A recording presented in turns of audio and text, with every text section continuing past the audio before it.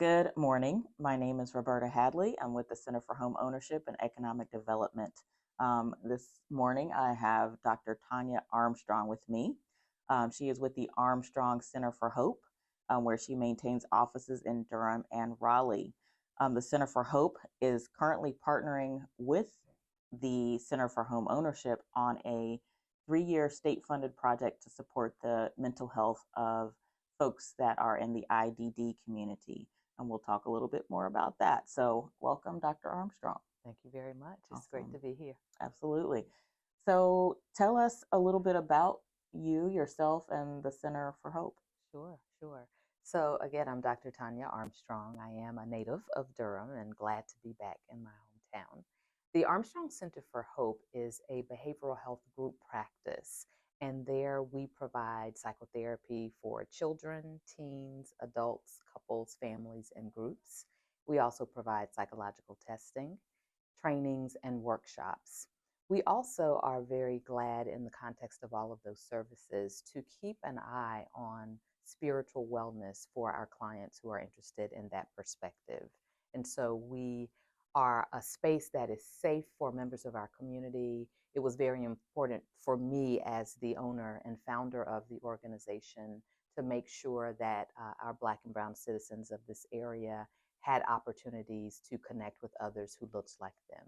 And so we are continuing to grow. We have currently 17 licensed professionals, as well as 4 interns and a very strong administrative staff. So we are very eager to provide support to the members of our communities. Absolutely. That's wonderful. So, today our focus is really on helping folks with strategies to get them through what struggles that can come with the holiday season. But let's take a step back. What is mental health generally, and tell me a little bit about COVID and COVID's impact on mental health. Yes, yes. So when we talk about mental health, and sometimes you may also hear the phrase behavioral health, we're really talking about the interplay between a person's thoughts and feelings and behaviors. And when those are in harmony or balance with each other, we tend to have more mental health.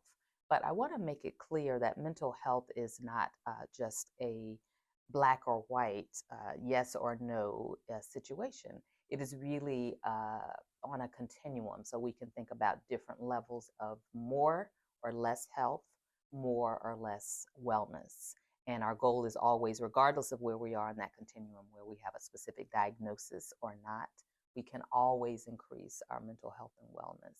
And so what we found out during COVID was that even though COVID was quite difficult for most of us, the silver lining that came out of COVID is that we realized just how deep mental health concerns were. And of course, COVID actually worsened those concerns. So people everywhere, it has been documented in research studies, have been suffering from anxiety and depression and having to deal with trauma in deeper ways. And so the great thing that we now know is that we need more mental health services, and also that more treatment is available and available to a broader population. We even know just this week we've been talking about Medicaid expansion and what the implications are for our citizens of North Carolina.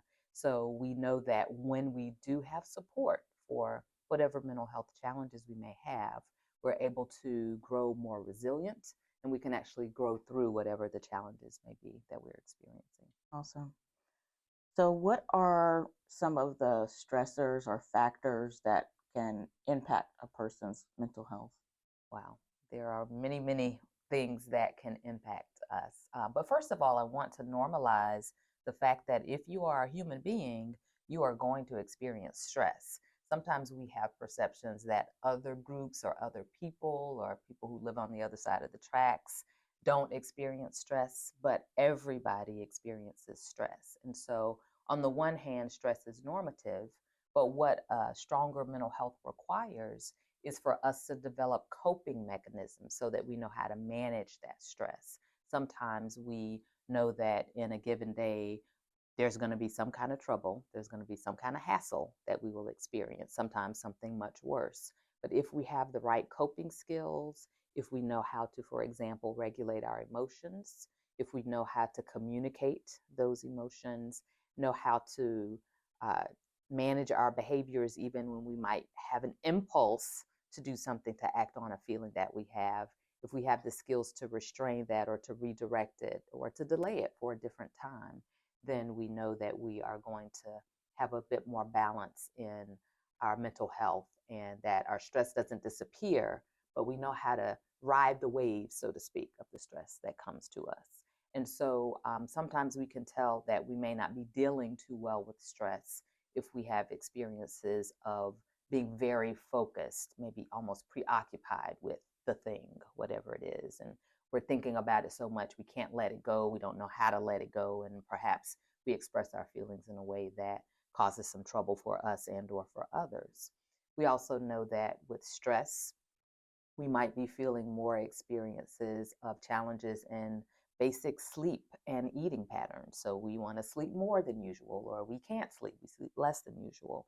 Perhaps we want to have more to eat, or we just don't have an appetite. We see changes in our weight. We're having problems with just how we're functioning in our regular roles, be that family roles or work roles, roles in the community. So all of those are signs that stress could be getting out of hand. Gotcha. How does a person know that it is at a level where they should seek outside support Mhm. versus just trying to navigate coping skills within their own toolkit? How Mhm. does a person know, okay, at this point, I should be seeking outside support? Great question. Sometimes we need help discerning where that line is, but I would say in general, if you take a moment to reflect on your life and what's happening in your life, where are you with respect to what you're trying to accomplish from day to day? And if, for example, it is hard to get started in the morning, we know that sometimes it can be hard to even get out of bed, let alone carry out some of the tasks of the day. If we were to encounter that kind of a situation, that would be a red flag that we do need some additional support. But sometimes we can get up and get going, but we're really irritable and we're cross and we're cussing and fussing. And we can say it's because of our family members or our coworkers, but sometimes we have to pause and say, how much am I contributing to this or worsening this situation? Am I feeling like I am being stuck in a situation, that I'm not able to make advancements? And we know that trials come and challenges are a part of the human experience also. But the question is, if I look back over the last 3 months or 6 months, or now here at the end of the year, if I look back and see that I've not really gotten traction with what I've been trying to achieve personally, in my family, on my job, with my faith community, I might need to have some extra support. Awesome. Thank you for that. So, talk to us a little bit about strategies that folks can consider as we're approaching the holiday season. So that was the point of our conversation here today. So it is the end of year celebrations that will happen, but we know that's not always a happy time for people. Being around extended family for a long period of time brings on extra stress. Having to, provide their kids with the new Nikes that are coming out and balancing that with, trying to make sure bills are paid, all sorts of stressors, come about this time of year. So, what sort of strategies or tips do you have for folks as we head into that time of year that they can incorporate into their day to day, Mhm. so that they can, come out in January on a good note? So, one of the most important things we can do at this point, moving into the holidays, is to recognize that they are stressful. Even if you enjoy the holidays, they can still be very stressful. And so, if you feel some sense of dread at this point, it is also imperative that you just acknowledge this is a time of stress. Say to yourself, I need more rest. It's tempting to get less rest, to do more decorating and more gift purchasing, but we really need to take inventory of what we need. We need more rest. We often find that our routines, such as movement, can get lost in the shuffle. So, for example, you may be someone who likes to take a walk in the park or in your neighborhood, or you might find it useful to have a workout at the gym. or play that Zumba video that you love, or even just do some extra stretching in between tasks at your job. But make sure you're moving more. It helps to break the monotony of what it is that we're doing. And it also helps our bodies to respond and remember kind of our set points. And even beyond the ideas of what we can do for ourselves in our sort of physical makeup, it's important to think about our emotions, what it is that we are feeling going into the holidays. And holidays can bring on an intense grief for some people, partly because we have memories of loved ones that have passed on and it's not feeling quite the same. Maybe there were certain traditions that we used to embrace, and now we're saying that we're not going to really embrace those. We're going to create some new traditions. But we still want to honor that person's memory. And so it can be very important to have pictures or some of the favorite items of that person to allow us to engage in those stories and those reflections to acknowledge holiday grief that we may have. In addition to our realizing that it is not only okay, but it's recommended that we memorialize our loved ones at this time of the year, it also can be important to think about what is it that you might want to express to your loved one. Even though sometimes it's frowned upon in our communities, I believe that it is actually an excellent idea to find ways to express our hearts to our loved ones who've gone on. So there are many ways that we can do that. One traditional way is journaling, writing our feelings, or even writing that person a letter. Sometimes we may feel like we have something we want to express that we did not have an opportunity to express. Or maybe we're not writers, but we can take our phones and we can actually record something that we want to say to that person. Or even we can have an empty chair and imagine that that person is there in the empty chair and strike up a conversation. And of course, you know that you will not hear back, but what you have to say is being received. You know, depending on what you believe, there are opportunities to feel that I know what she would have said if I mentioned that. I know how he would respond. So it can be healthy just to be able to express your heart with your loved one. It's also important at the holidays to recognize that although there is a lot of pressure in our commercial society to buy, and not just buy anything, but to buy name brands and labels. And I encourage you to think about what is actually meaningful. What are some low cost or no cost options of what you can do for your loved ones to show your heart? Now, sometimes we feel like, oh, I don't have time to think about that. It's just easier for me to buy something.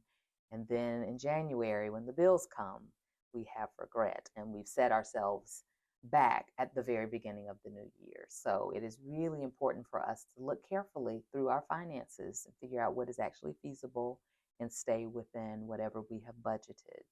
And even though that takes a bit of discipline, it will pay off in the long run.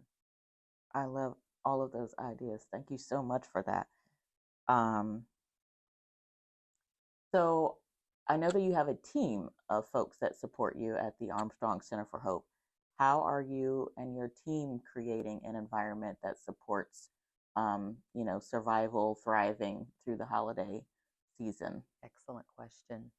So one thing that we have done for the entire 13 years that we've been a group practice is that we close at the end of the year for 2 weeks. And many people find that to be radical. They find that to not be a good business idea because when we're not open, we're not earning revenue. And as the owner of the company, I fully recognize that. But what I also recognize is how important it is for people who are constantly expressing empathy, giving support, shouldering the burdens of our clients, that we need that downtime. So I offer that to all of our staff.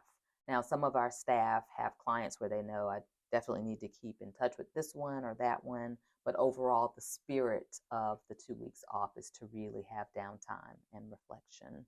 So not only do we take that time, but we've built into our very processes throughout the year. At every meeting, on the meeting agenda, is a time to provide self-care updates. So we have a sacred space where we're able to provide some gentle accountability for others. People can share as they wish, but they always know that there's support there, because we are often wanting to strive to walk the talk. We tell our clients, here are some things that you can do to decrease stress, but we take the mirror and we have to say, are we doing those things as well? And so it's a nurturing environment that allows for people to really blossom, the word I like to use for thriving, to make sure that we have the self care that we need to have longevity in the kinds of work that we do. I love that. I think we should start a movement called last 2 weeks of the year closed. Something like that. And we also need hashtag go lay down. That's what we really need to have. Agreed. Agreed. I did hear, I wish I knew her name. I heard a podcast, Jill Scott, Yes.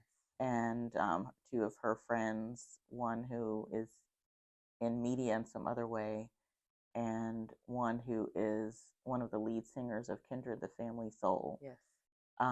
They interviewed a woman who had kind of gone through this whole journey within the corporate world, and long story short, started a rest movement. Like, she's revolutionizing just taking naps every day, and that this grind culture works for some people. I mean, everyone is different. Grind culture works for some people. Grind culture cannot be the answer for every single person to succeed. 24/7, It 365. can't. No, there's nothing that fits everybody. And she realized that she was just burned out and is now living a much better life because she prioritizes rest. Yes, indeed. So, I don't like naps during the day because it makes me feel groggy, but I get the point and definitely appreciate that for sure. Absolutely. There's actually a book entitled Rest, and the author is Alex Pang. And he talks about different types of rest, and he broadens our concepts of rest. And so, not just naps, although naps are certainly included, but he talks about things like leisure time and breaks and recreation. And he even gives the example of how Winston Churchill, during World War II, at the height of the battle, would have a routine of going into the office, working for about 2 hours, going back home, putting on his PJs, taking a nap, getting up, showering, and coming back to the office. So if Winston Churchill could take a nap, a 2-hour nap in the middle of World War II, then that tells us something. And we also know that Jesus was the one that was asleep on the boat when the big storm came. So if Jesus had to take a nap, how about us? He was definitely asleep on the boat. He was definitely asleep. I love it. So going back to people dealing with family members and even colleagues during this time of year and beyond, how can people communicate boundaries in a way that's not harmful, whether it's family or colleagues? How can folks, they kind of have an awareness of how they're kind of feeling in the season, and they want to just kind of create boundaries for themselves? How can people do that? So I think one of the first steps that is important for setting boundaries, which I think is an excellent practice that everyone should adopt, is that we first have to clarify what our boundaries are. Like, we may say we want, to have a wall up, and then we have the experience of the wall, and then we get lonely when no one comes by. And so we may need to think about, what are the different types of boundaries that are available? How do I find a moderate boundary that doesn't necessarily keep everybody out? Maybe it's more diffuse and it allows certain people at certain times to come in. And so we have to clarify for ourselves what kinds of boundaries we need. We also have to keep it real, because sometimes we are thinking, let me just use the example of preparing for Thanksgiving meal. I actually have a family member who announced on Facebook that he was going to cook the entire Thanksgiving meal all by himself, for himself. And while I applaud his vigor and his goal, I wondered to myself what he would have to do to cook all of the things that he listed on his page. And I wondered, what would it be like to share that? Or what would it be like to have a more modest list? But maybe on Friday morning, I can have a conversation and see how all of that went for him. Maybe I'm underestimating him. But the bigger point is sometimes we don't rightly estimate what it takes for us. And so then if we don't know ourselves, then it's hard to communicate accurate boundaries to other people. So, what we want to do is once we're clear, we want to send a message that is clear to other people. We don't want to send a mixed message. We need to let our yeses be yes and our nos be nos. And so, therefore, if we're saying, yes, I'll do this, yes, I'll do that, and then when we start to feel the pressure of all of those overcommitments, our mood changes, people wonder what happened, relationships get strained. It's because perhaps we didn't communicate clearly what the boundaries needed to be. Mm. And another part of our communication needs to be the timing of that. Okay. So, again, to use the Thanksgiving meal, it will probably not be as effective to tell someone, well, I did say I was going to bring 5 dishes, but I'm sorry, I can only bring 2 today. That's a hard message to give on a Thursday morning of Thanksgiving. However, it may be that if we take some time to say, what is it that I can reasonably do? Let me tell you now, this is what I can do, this is what I'm not able to do.